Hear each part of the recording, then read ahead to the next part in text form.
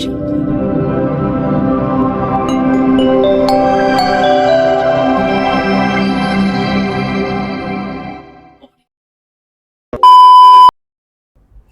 Tabe selamat linguna latai, salam sahujud kerende melempang, Om Swastiastu. Halo Mas Dharma dimanapun berada, selamat bertemu kembali bersama kami di Bindu Kalteng Podcast, bersama saya Nacaryani. Semoga apa yang diperbincangkan hari ini bisa bermanfaat dan menambah wawasan kita semua. Program ini merupakan kerjasama dari Bidang Bimas Hindu Kantor Wilayah Kementerian Agama Provinsi Kalimantan Tengah, bekerja sama dengan Pokjalu Hindu Provinsi Kalimantan Tengah. Puja Angayu Bagia kita haturkan ke hadapan Tuhan Yang Maha Esa, Ranjing Hatala Langit, Ide Sang Hyang Widiwasa, karena atas asung kerta warunugrahanya kita semua dan kita di sini selalu diberikan kesehatan. Pada kesempatan yang indah ini, kita kedatangan narasumber kita, yaitu Bapak Imade Atyana SAG. Beliau adalah Kepala Bidang Bimas Hindu Kantor Wilayah Kementerian Agama Provinsi Kalimantan Tengah. Baik, Mas Dharma, marilah kita sapa narasumber kita. Om Swastiastu, Pak. Om Swastiastu. Bagaimana kabarnya, Pak? Baik. Ya. Terima kasih Pak Pade sudah menyempatkan waktunya untuk bergabung bersama kami di Bindu Kalteng Podcast.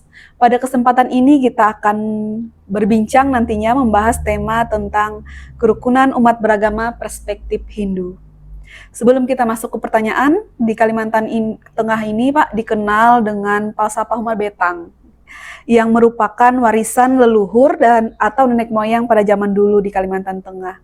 Uma Betang ini memiliki 5 nilai-nilai budaya yang menonjol sekali. Yang pertama, gotong royong, kebersamaan, toleransi, rukun, dan hidup bahagia. Nah, merujuk pada tema hari ini, yaitu tentang kerukunan. Yang pertama-tama Bapak bisa menjelaskan kepada kami semua secara garis besar nih Pak, makna dari kerukunan umat beragama itu sendiri. Silahkan. Baik, terima kasih saudara pemirsa sekalian. Kegiatan ini sangat bagus, penting untuk kita semua terkait dengan kerukunan dalam perspektif Hindu. Nah, yang pertama, makna dari kerukunan itu berasal dari kata rukun. Rukun artinya sepakat, berdamai, bertoleransi. Nah, kalau kerukunan umat beragama, bagaimana kita dapat memahami antar umat beragama, pemeluk umat agama satu dengan agama lain, sama-sama bertoleransi, menghargai, menghormati apa yang menjadi kehidupan keagamaannya masing-masing, tidak saling mencampuri dan sebagainya. Nah, kerukunan ini penting juga bagi pemerintah dan masyarakat. Kalau Kementerian Agama, kerukunan ini menjadi asta protas. Ada 8 program prioritas Kementerian Agama terkait dengan kerukunan. Dan kerukunan ini menjadi prioritas pertama, peningkatan kualitas kerukunan dan cinta kemanusiaan. Nah, ini menjadi hal yang sangat penting. Karena ini menjadi hal yang sangat penting, maka Kementerian Agama, Pak Sekretaris Jenderal, dalam sebuah kegiatan evaluasi capaian program kerja Kementerian Agama pada tanggal 24 Oktober 2025 menyampaikan bahwa beragama itu tidak cukup hanya beribadah, tapi bagaimana memberikan kontribusi nyata untuk kemaslahatan bangsa dan sebagainya. Bahkan di dalam sambutannya, beliau juga menyampaikan bahwa dulu kita punya 3 kerukunan umat beragama. Trilogi kerukunan umat beragama dulu. Yang pertama adalah rukun sesama umat beragama, artinya intern. 2, rukun antar umat beragama. Yang 3, rukun antara umat beragama dengan pemerintah atau negara. Nah, sekarang Kementerian Agama fokus ini diperluas. Diperluas dalam artian trilogi kerukunan era baru itu menyasar pada tuntutannya adalah lebih luas. Kita ingin Kementerian Agama ingin masyarakat paling tidak rukun. Pertama, rukun dengan Tuhan, rukun dengan sesama, dan rukun dengan alam semesta. Sehingga ada juga program Kementerian Agama, yaitu penguatan ekoteologi dalam kerangka bagaimana manusia itu rukun dengan alam semesta. Kalau dalam ajaran agama Hindu, inilah yang disebut dengan Trihita Karana. Umat Hindu dari dulu menyatakan bahwa keharmonisan ini ditentukan oleh 3 hal. Pertama adalah bagaimana manusia berhubungan dengan Tuhan secara harmonis. Artinya disebut dengan parahyangan itu.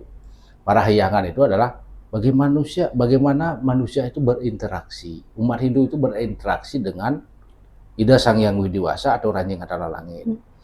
Yang kedua adalah pawongan. Bagaimana manusia itu, kita berinteraksi sesama manusia. Itu. Yang ketiga adalah palemahan, yaitu bagaimana manusia itu berhubungan secara harmonis, berinteraksi dengan alam semesta. Paling tidak mencintai alam semesta dan sebagainya. Menjaga alam semesta. Menjaga alam semesta. Tidak menebang pohon sembarangan dan sebagainya. Tidak perlu kita menanam. Oleh karena itu, Kementerian Agama melaksanakan penguatan ekoteologi. Direktorat Jenderal Bimbingan Masyarakat Hindu melaksanakan apa yang disebut dengan program Green Dharma, menghijaukan kembali alam semesta. Itu yang dilaksanakan pada saat Tumpak Warige, pelepasan hewan dan sebagainya, dalam kerangka mencintai alam semesta. Gitu. Nah, kerukunan ini sangat penting karena dengan rukun kita akan bisa melakukan pembangunan. Pembangunan nasional, pembangunan regional di Kalimantan Tengah.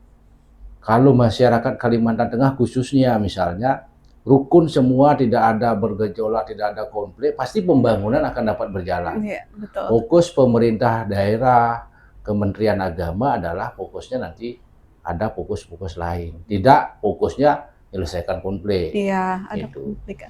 Yang penting intinya adalah kalau kita mau rukun berarti kita harus menghormati, rela menghormati orang lain, rela bertoleransi dengan orang lain. Paling tidak kita orang lain sembahyang, kita tidak mengganggu dan sebagainya. Sama-sama saling menghargai, ya, Pak. Artinya toleransi, hormat menghormati. Iya. Baik, Bapak tadi sudah menjelaskan makna garis besar makna dari kerukunan umat beragama. Kalau dari sudut pandang Bapak nih, bagaimana kerukunan umat beragama yang ada di Kalimantan Tengah ini, Pak? Baik, terima kasih. Di Kalimantan Tengah, ini berdasarkan survei Indeks Kerukunan Umat Beragama di Kalimantan Tengah tahun 2024. 2025 kan belum disurvei nih, belum dicek gitu, apakah ada peningkatan atau justru penurunan. Nah, di tahun 2024 berdasarkan data Kementerian Agama, Indeks Kerukunan Umat Beragama di Kalimantan Tengah itu ada 76,47%. Artinya ada peningkatan 0,45 poin dari tahun 2023. Sudah di atas rata-rata, Pak, ya? Sudah di atas rata-rata. Apakah ini sudah memuaskan? Tentu belum memuaskan. Nah, oleh karena itu, baik kantor wilayah Kementerian Agama, Kementerian Agama Kabupaten Kota, demikian juga pemerintah provinsi, pemerintah kabupaten kota, termasuk juga stakeholder terkait, FKUB, Forkopimda dan sebagainya, semua berupaya untuk bagaimana meningkatkan kerukunan umat beragama ini, indeksnya biar naik. Gitu. Sesungguhnya kita di Kalimantan Tengah ini, warga masyarakat Kalimantan Tengah itu sudah biasa hidup berdampingan. Karena kita diwarisi apa yang disampaikan tadi di awal adalah falsafah rumah betang. Artinya rumah besar, rumah panjang yang didiami oleh beberapa keluarga. Itu bisa jadi banyak keluarga yang bisa jadi tidak saudara atau juga tidak seagama. Di zaman dulu hidup berdampingan biasa. Nah, Dalam perkembangannya sekarang, falsafah Uma Betang ini menjadi pondasi kuat bagaimana masyarakat Kalimantan Tengah ini menjaga kerukunannya itu. Masyarakat Kalimantan Tengah sesungguhnya sangat cerdas dalam urusan beragama. Dalam satu keluarga bisa jadi ada yang beragama Islam, ada yang Kristen, ada yang Katolik, ada yang Hindu, itu, ada yang Buddha, gitu. Tapi mereka bisa hidup berdampingan sebagai sebuah keluarga, meskipun gitu. Berbeda keyakinan. Sekalipun berbeda keyakinan. Artinya apa?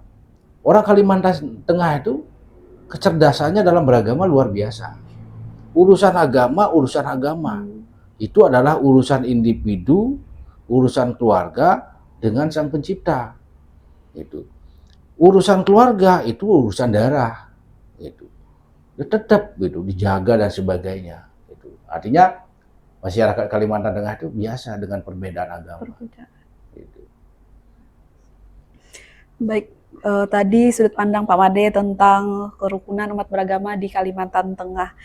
Jika kita dilihat dari sudut pandang Hindu nih Pak, bagaimana menyikapi mengenai perbedaan dan kerukunan itu sendiri? Baik, terima kasih. Kalau kita berbicara kerukunan, berarti kan ada ketidakrukunan. Iya, betul. Nah, kalau ada ketidakrukunan, kenapa kerukunan ini penting? Berarti karena ada perbedaan. Nah, perbedaan ini bagaimana? Perbedaan ini sesungguhnya membuat hidup kita menjadi dinamis. Itu. Dinamisnya bagaimana? Karena kita punya pemikiran berbeda, punya kemampuan intelektual berbeda, emosional berbeda, spiritualnya juga beda, kecerdasannya kita kan tidak sama semua. Iya. Itu ada yang kecerdasan spiritualnya tinggi, intelektualnya kurang, iya, kurang. Emosionalnya kurang, ada yang tinggi semuanya. Itu. Tapi kan kita tidak bisa samakan. Karena itu juga intelektual, pendidikan, habis itu pengalaman ini penting. Gitu. Perbedaan itu adalah sebuah keniscayaan. Gitu. Bahkan dalam ajaran Hindu, dalam kitab suci Panaturan, perbedaan itu adalah kehendak Tuhan, kehendak Ranjing Hatala Langit. Itu ada di dalam Panaturan pasal 39. Dalam pasal 39 ini terdiri dari paling tidak 17 sloka atau ayat gitu. Nah, kita bisa lihat di dalam Panaturan ini Panaturan adalah karya dari para pendahulu kita. Iya. Dan yang ini diperbanyak oleh Kementerian Agama.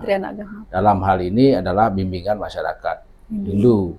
Nah, di dalam pasal 39 ini jelas dikatakan bahwa dahulu kala pada saat keturunan pertama Raja Bunu sudah mencapai lapis ke-9, itu semua anak cucunya hidup di Pantai Danum Kalunen. Di situ mereka sangat rindu ingin bertemu dengan Ranjing Hatala Langit. Nah, kalau kita berbicara dalam teologi Hindu Karingan, Raja Bunu itu adalah salah satu dari 3 raja. Raja Sangyang, Raja Sangen, dan Raja Bunu. Iya. Kebetulan amanat kehendak dari Ranjing Hatala Langit bahwa Raja Bunu, keturunan Raja Bunu ini adalah mendapat bagian yang mendiami alam semesta dan bisa meninggal. Nah, keturunan Raja Bunu ini, cucu, cicit dan sebagainya ini setiap saat diceritakan oleh Raja Bunu. Yeah. Sebagai buyutnya, sebagai leluhurnya, dia menceritakan gitu, bahwa kehidupan di Pantai Danum Sangyang itu nggak bisa meninggal. Orang yang hidup di Pantai Danum Sangyang di Kayangan itu nggak bisa meninggal, tidak kekurangan apapun. Nah, setiap bertemu Raja Bunu dengan cucu-cucunya semua, itu selalu diceritain bagaimana enaknya hidup di Pantai Danum Sangyang di Kayangan. Kehidupan abadi sebenarnya. Ya, kehidupan abadi, alamnya Ranjing Hatala Langit. Nah, pada saat itu karena keseringan, anak cucunya ini jadi penasaran. Bagaimana kalau kita hidup di sana? Akhirnya mereka berembuk, memiliki pikiran satu, tujuan satu, menyatukan tekad dan sebagainya, dibuatlah Palangkahai, rumah besar yang tingginya sampai ke matahari, besarnya seperti bulan, bagaikan bulan. Melihat kejadian itu, Ranjing Hatala berpikir, sebagai sang pencipta berpikir, kalau ini dibiarkan, maka kehendakku bahwa keturunan Raja Bunu yang akan mendiami alam semesta ini tidak tercapai.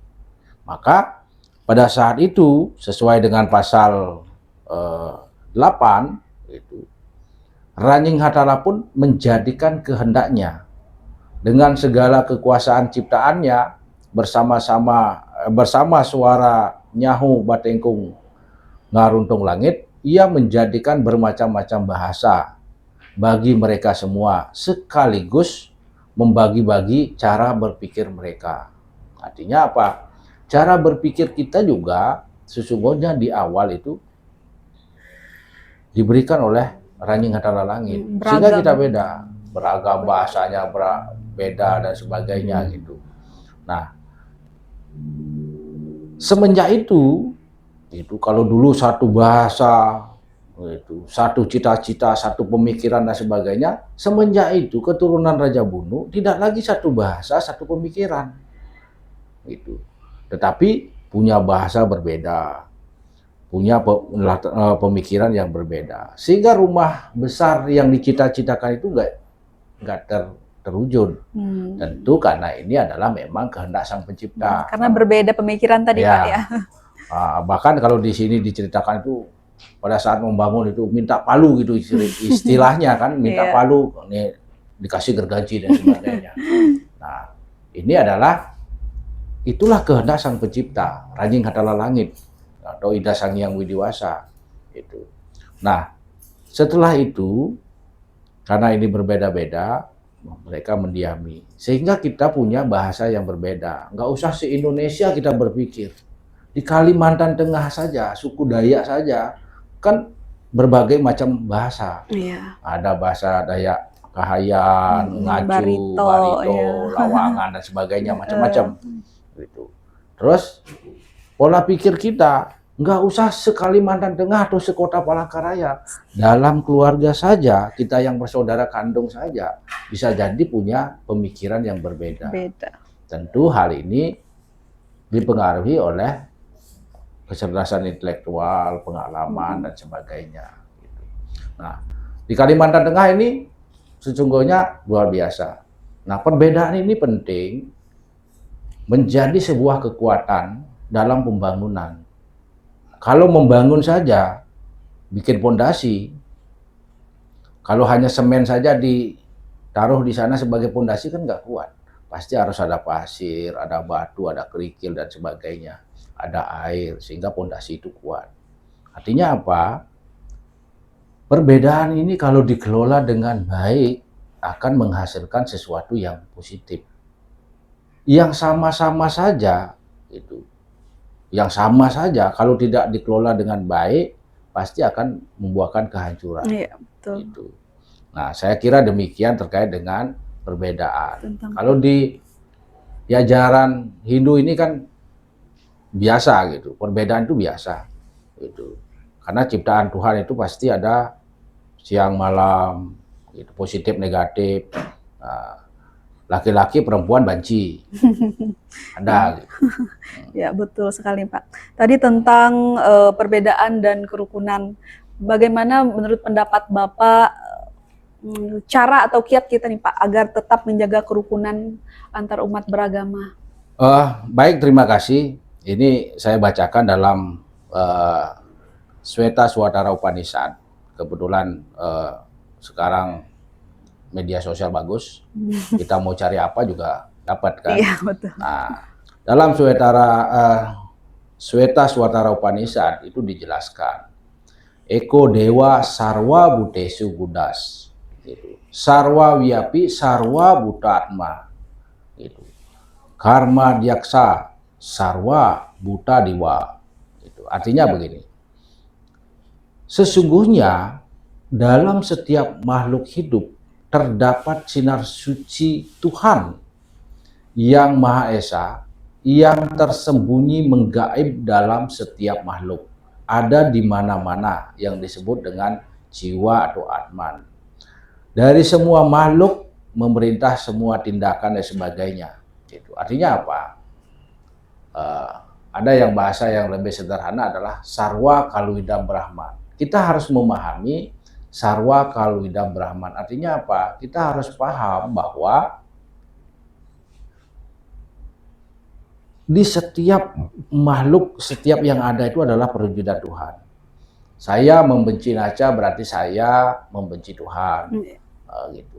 Saya membantu orang lain berarti sesungguhnya kita membantu Tuhan. Itu bakti kita kepada Tuhan. Terus di ajaran agama Hindu juga ada tatwa masi. Engkau adalah aku adalah engkau. Utangmu bukan utangku. Artinya utangmu bukan utangku. Itu di luar. Itu di luar. Artinya gini. Engkau adalah aku. Kalau kita dicubit merasa sakit, maka kalau kita mencubit orang lain, itulah yang kita rasakan. Artinya sakit gitu. Kalau kita dicubit, nah kalau kita dicaci rasanya sakit hati, maka kita seharusnya tidak mencaci orang lain. Nah, tapi ini kan secara teori. Prosesnya bagaimana? Prosesnya kita harus berproses ke arah yang lebih baik. Karena semakin hari kesempatan hidup kita itu semakin kurang. Gitu. Sakit bertambahnya usia. Nah, bertambahnya usia sebenarnya kesempatan hidup kita semakin berkurang. Seperti halnya matahari, semakin ke barat akan tenggelam. Kita juga begitu. Nah, harapan kita adalah mari kita sebagai umat beragama, sebagai umat Hindu saling mengingatkan. Saya walaupun jadi narasumber bukan karena saya ahli agama, gitu. Bisa juga saya salah. Nah, tapi teman-teman kita, saudara-saudara kita, tolong diingatkan.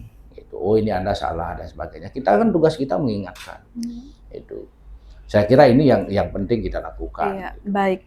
Terima kasih Pak Made sudah tadi panjang lebar sekali menjelaskan tentang kerukunan umat beragama perspektif Hindu yang ada di Kalimantan Tengah ini. Nah, kami mohon dengan hormat pada Bapak untuk menyampaikan kesimpulan.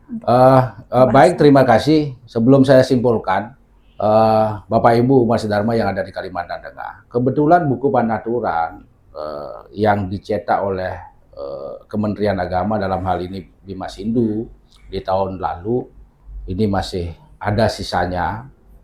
Bagi yang membutuhkan silakan berhubungan dengan Majelis Besar Agama Hindu Keharingan itu karena bukunya sudah kami serahkan ke sana. Nah, yang ingin saya sampaikan terkait dengan kerukunan umat beragama, mari kita sama-sama menjaga diri kita, mencintai jauh lebih baik daripada membenci. Kalau kita bisa mencintai orang lain, menghormati orang lain, menghargai orang lain, sesungguhnya akan membuat diri kita tenang. Tapi kalau kita membenci orang lain, tidak menghormati orang lain, mencaci maki dan sebagainya, sesungguhnya juga akan kembali kepada diri kita. Ada orang yang bijaksana mengatakan, apa yang kau ucapkan kepada orang lain, itu sesungguhnya sampai juga ke Tuhan. Artinya apa? Bahasa-bahasa yang baik, santun, dan sebagainya, yang kita sampaikan ke orang lain, sesungguhnya itu juga sampai ke Tuhan. Demikian juga sebaliknya, kalau kita mencaci, memaki orang lain, sesungguhnya itu adalah sampai juga ke Tuhan. Karena Sarwa Kalwidam Brahman, bahwa semua yang ada di dunia ini adalah perwujudan dari Tuhan. Paling tidak diresapi. Gitu. Mari kita berproses ke arah yang lebih baik. Gitu. Sesuatu yang tidak bisa kita ambil seperti ucapan namanya, nggak bisa kita kembalikan lagi. Saya kira demikian. Iya. Terima kasih. Baik, terima kasih Pak Made, Umat Sedharma dimanapun berada. Demikianlah perbincangan kita hari ini membahas tentang kerukunan umat beragama perspektif Hindu. Semoga apa yang telah dibahas atau diperbincangkan bisa menambah wawasan dan pengetahuan kita semua. Apabila ada salah kata selama acara berlangsung, kami mohon maaf sebesar-besarnya. Saya Nacaryani bersama kerabat kerja yang bertugas bidang Bimas Hindu Podcast mengucapkan terima kasih dan kami akhiri dengan mengucapkan Paramasanti. Om Santi Santi Santi Om Sai.